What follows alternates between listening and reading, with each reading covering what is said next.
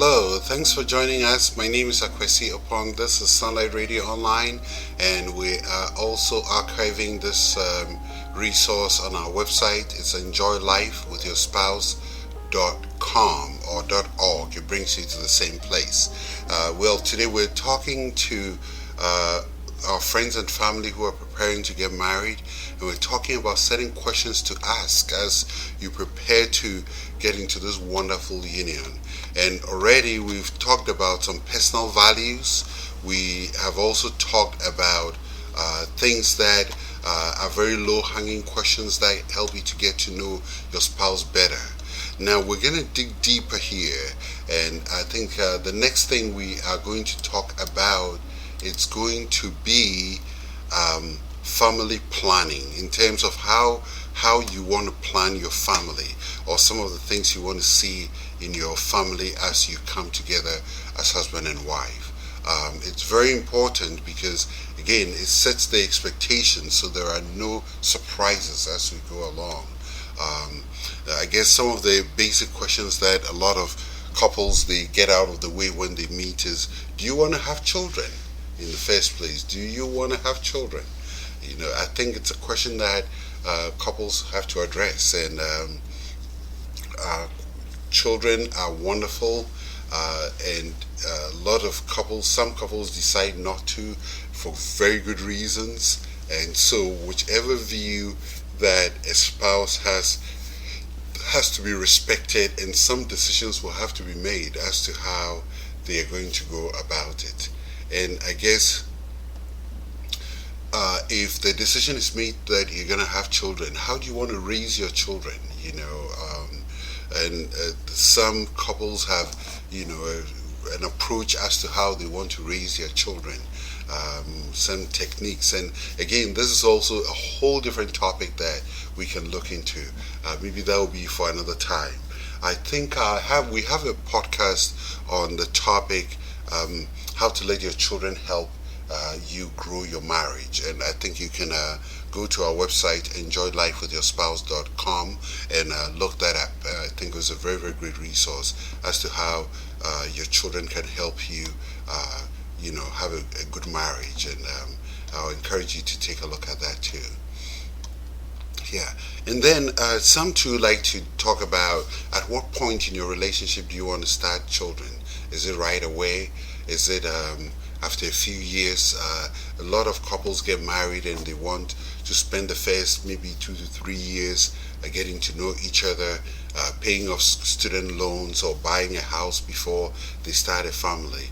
And for whatever both of you agree, it's important that you talk about them, get to know where each person stands, and then based on that decision, you move forward with it. And directly linked to that is some of the decisions that surround when you have children. It's one of you going to stay home, or are both of you going to keep working? Are you going to fall on a nanny or a babysitter to help you raise your children? And these things will really help. And I guess when it comes to childbearing, there are some tough questions that some couples will have to deal with as to, if you're having difficulty in childbearing. I mean, how are you going to deal with it? The hope and the prayer is that everyone will have a smooth process when it comes to childbearing.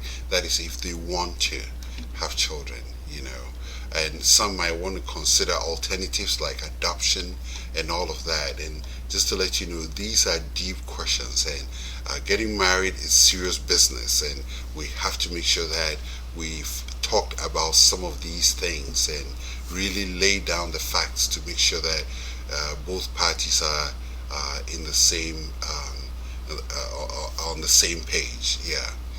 Now, in talking about some of this, I think one of the fun things you could do is to talk about your childhood. Tell your spouse how you saw your childhood growing up. Some of the highlights, the fun times you had, the not so fun times, the difficulties, some challenges you had. This will set the stage to really let your partner get to know you better. So talking about this really highlights so many things in so many areas that will help your spouse connect with you better. So talk about how you grew up and if you had challenges and all of that. Yes. Now, in talking about family values and family planning, also, it's important to talk about the relationship you had with your parents. You know, how is your relationship with your parents now, and how was it when you were growing up? And this will be a great opportunity for you to also look within yourself and say, do I have any bitterness or anger or any grudge against my parents? And if you're going into a new relationship, that will be a great idea for you to resolve those issues, because that's a baggage you don't want to bring into your marriage. And dealing with that before you get into your own marriage will save you a lot of heartache, because that pain carries with it all forms of emotions that can be triggered by events in your marriage, and you do not want that. So dealing with these issues will really prepare you for your marriage journey ahead. So it's important that we dive deep into it as well. Um, so parenting style is another thing. Do you How do you address issues? How do you punish your children? How do you reprimand them? How do you make decisions when they're teenagers and they want to drive or go out and that kind of thing? How do you make decisions? How firm are you? They say children have their way. They know how to work their magic on their parents. They ask the parent who is likely to say yes. But it's important that parents come together with a common face, a common front, that if dad says no, mommy will say no. If dad says yes and mommy is saying no, children know there's a weakness in the family, and they can exploit that to their advantage. So let's be aware of that as well. Yeah, parenting style is very important. So, what does your partner enjoy doing or being around your family? These are questions that help you to really connect not just the two of you, but the extended family as well. Traditions that doesn't just include you, but might include your parents or your grandparents or your wife's family and that kind of thing. It's important that these questions are addressed, and know that in the African community or society where I come from, marriage is not between the husband and wife, it is between the families. The families get married, and that's why we have the traditional engagement where the families meet for almost a whole day. It's a whole day party where you get to know the families, they connect very well, and that really deepens the bond. And the families will find out some know each other, and it deepens the connections. And it's always exciting when I attend engagements for the African traditional engagement. It's very, very rich.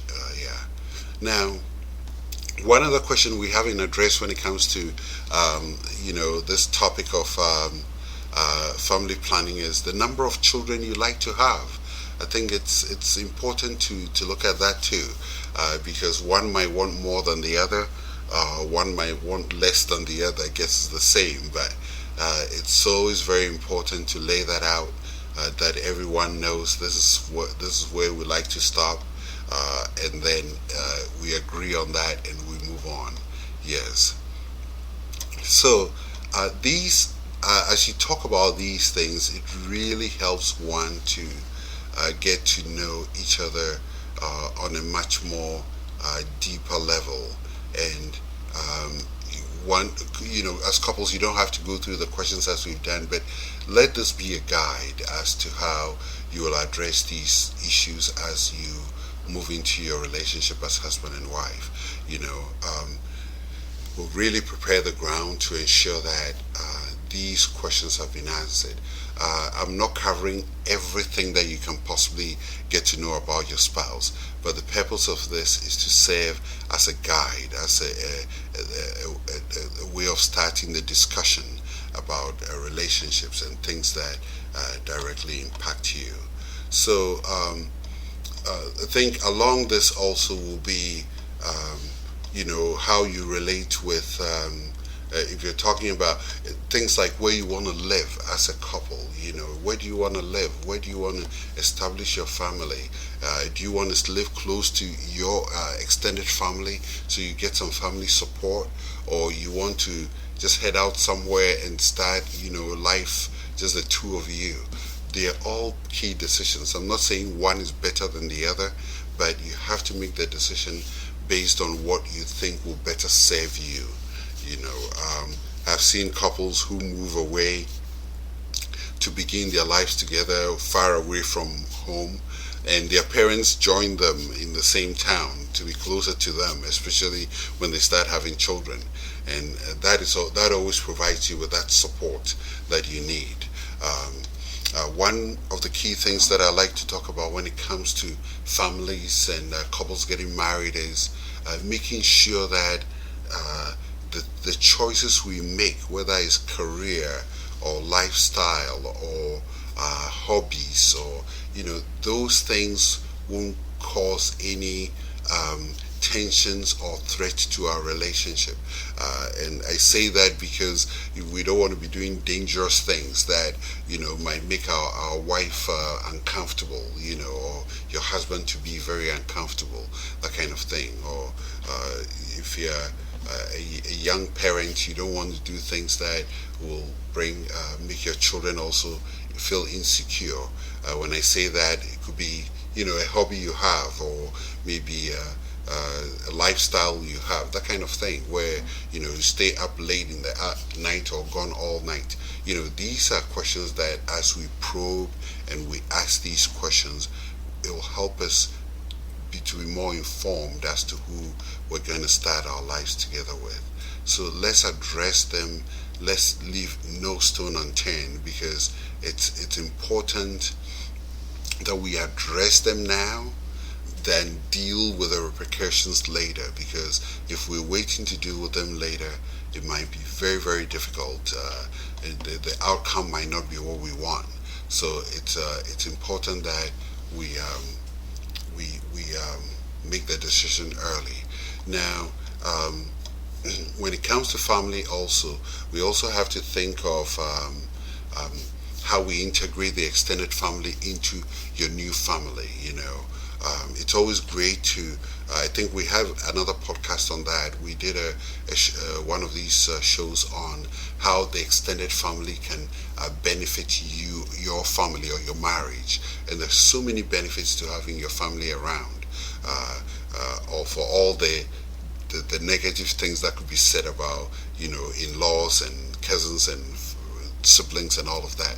But there's just so much benefit we can get, and it's important that we harness the good aspects and we minimize the aspects we don't want.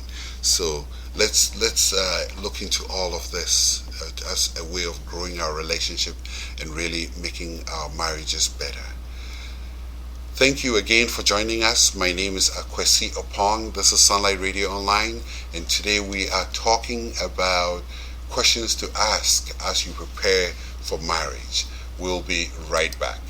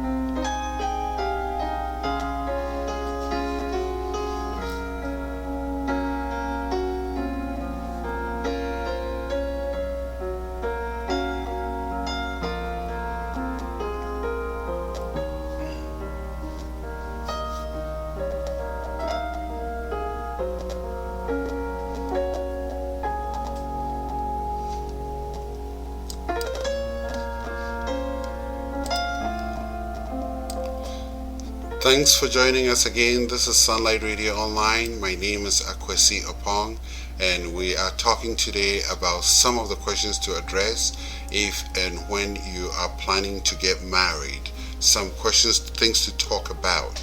And as we've gone through this topic, we've really looked at, personal values, family values, and things that could really be potential areas of discussion as couples get together as husband and wife. And I want to take this in a slightly different direction as we move on. I want to talk about expectations. Save Your Marriage Before It Starts has this analysis where they have a section called expectations, and in expectations they set out this page where you talk about who do you expect to do what, and those actually are also some questions that you can ask, as you prepare. Like it's some very very simple questions, but some of the questions are like, who will be providing income as you get married? Who will be staying home with the children? I think we talked a little bit about that. Who will do the yard work? I know some ladies do a better job with the yard work than their husbands. That's a fact. Yes. Who put gas in the car? Who will do the laundry? Who makes the bed in the morning? Is it the one who gets up last? I guess that has many moving parts depending on who is home. Yes. Who takes the trash out? Who does grocery shopping? We've already talked extensively about pets, but if you decide to have a pet, who takes care of the pet? Who maintain ties with friends and family? Who talks about spiritual matters? I think that would be something that both of you have to do, talking about issues that affect your faith and all of that. Decorating the house, making major decisions. It could be career decisions or decisions that has got to do with, which school your child attends or that kind of thing. Disciplining your children. I think we've talked a little bit about this, and I'll come back to a couple more from symbols. But at this point, we're gonna go ahead with where we are. So we have talked extensively about family, planning the family and children and the extended family. So the next thing I would like to talk about is career goals. What career goals do you have? And some of the questions here might sound like a job interview, but I guess it makes the point. It's a form of interview when you're going into marriage. So some of the questions here are, what does you or your partner see? Where do they see their career in 10 years? And the answer to this is not meant to hold your feet to it, but to show your ambitions in life. Where do you want to see yourself? What do you want to see yourself do? What kind of career do you want to be in it? And I want to say here that if your spouse says in 10 years I want to be I want to become an engineer, and 10 years he doesn't achieve that goal, it's not an opportunity for us to use it as an area they have failed. That will not be ideal at all. But it's important for us to have goals and set objectives, and be ambitious about life in terms of some of the things we like to do. So how much time does your partner spends at work? This is very important. It helps you to know how to plan your day around your spouse, especially when two of you just got married. It's just the two of you. One doesn't want to be stuck at home all day, or even if both of you work and one gets home at maybe 5:30 and the other, your spouse has to stay till 8 p.m. and certain conditions might make it the case. If that's the case, that's where wisdom comes in, where we have to find other ways of connecting and not be so busy throughout the day we lose connection with each other. So talk about these things as you prepare to get into your relationship. So, another question is, how passionate are you about your career? You know, whatever your spouse is doing, if they're not passionate about their career, what career are they passionate about? You know, I think it's similar to the first question about where they want to see themselves as they grow in their relationship, as they grow in their career. Where do you want to see yourself in maybe 5 or 10 years from now? You know, how passionate are you about your career?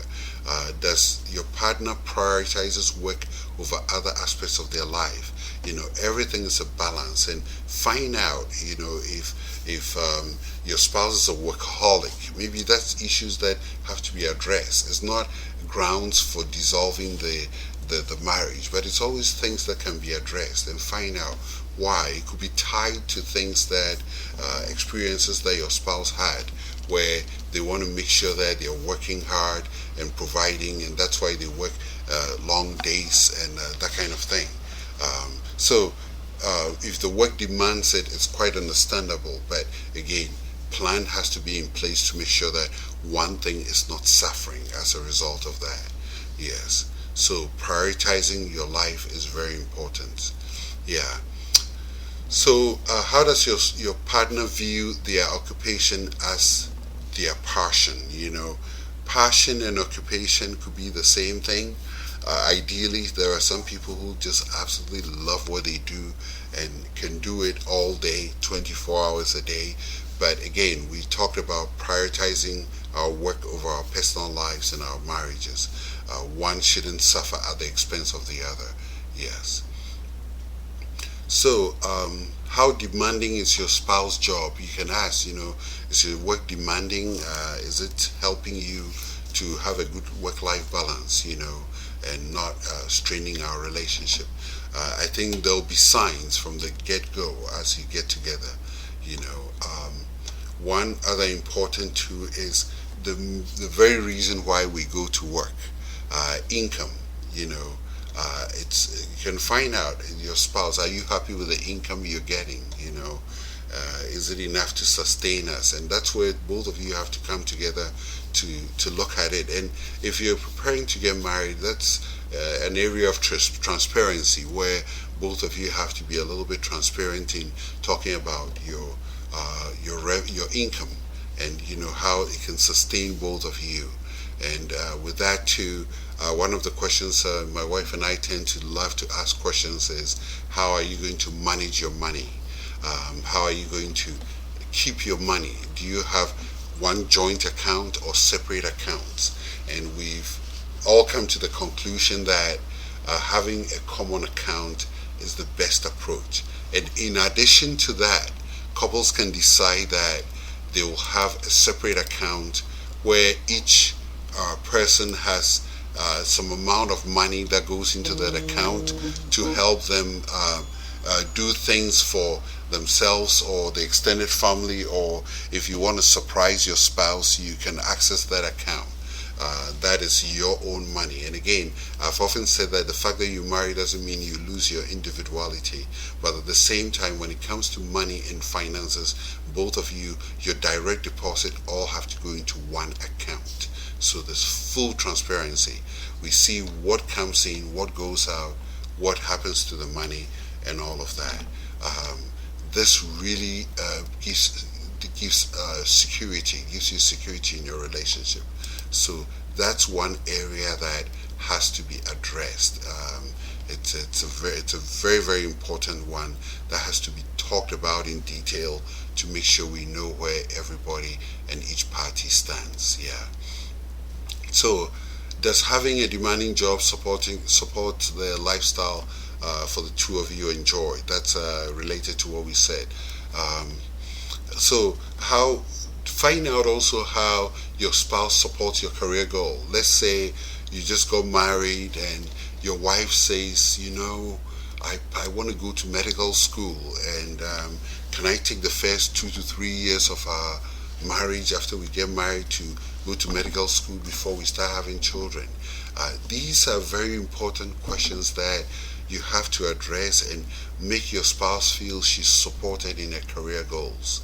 you know, and that means that other things will have to wait, whether it's raising your children or having children or that kind of thing. So let's make sure we're putting these things in place when it comes to our career. We have to work. Work is important, but we also have to make sure that work is not taking the better part of us, and we have a good work-life balance that will actually serve our relationship, because that's the goal here. Our jobs is supposed to serve us and not the other way around. It's not supposed to take away from us. So let's really make this a priority as we consider all of this. So the next thing I'd like to touch on a little bit is lifestyle preference. So lifestyle, when we say lifestyle preference, what are we talking about? It covers things like where you want to live. I think I touched on that. And what kind of home do you want to live in? You know, do you want to buy a house? Do you want to rent? I think these are good things to talk about. A lot of it will determine where you are in terms of your income, but it never hurts to start talking about these things as a couple, because it helps you to set your goals, plan the things you want to do, and maybe start even saving for it. And I want to say that there's no rule anywhere saying that we have to buy a house before we get married, or as soon as we get married we have to buy it. If you're able to do it, if you plan well, you save well, and as a couple you do that, that is wonderful. But don't make that the ultimate goal, because there's life after buying a house. You know, your relationship there's so much after that, and you don't want to get yourself into situations that will put too much strain on your relationships as well. Yes. So some other things here are you an introvert or an extrovert as a person? I think it doesn't take long for couples to find out who likes talking and who's very reserved. Yes. How much money do you need to live the lifestyle you want? These are some of the aspirational goals, that you can set for yourself. How much time will they expect to spend with you? So you can have certain goals as to saying that, I want us to spend maybe be able to spend some time together every week, as part of the way we connect as husband and wife. It's very, very important. Traveling, when it comes to traveling, how much travel do you want to do? And then one other thing too is entertainment, parties. Often my wife and I will get invitations and we decide, are we going for this party? Are we able to do it? Are we going to support them? Or is this something that we can not go for due to other things that are going on at the moment? So all these are things that directly impact our relationship in so many little ways. Even the food we eat. Do you like to cook? Do you like to order food from outside? Knowing that ordering food from outside all the time is not a good idea, because it costs more and it might not also be the most healthiest way of eating. So those are things that we have to fine tune as we go along. Thank you so much for joining us today. I hope you picked up some great ideas to help you in your journey ahead. We wish you all the best, and we hope that you will come back and tell us how you've applied some of these ideas to help you grow your relationship. And we also hope that you will go to our website, enjoylifewithyourspouse.com, to review all the different topics we have. In the meantime, continue enjoying life with your spouse and have a wonderful week.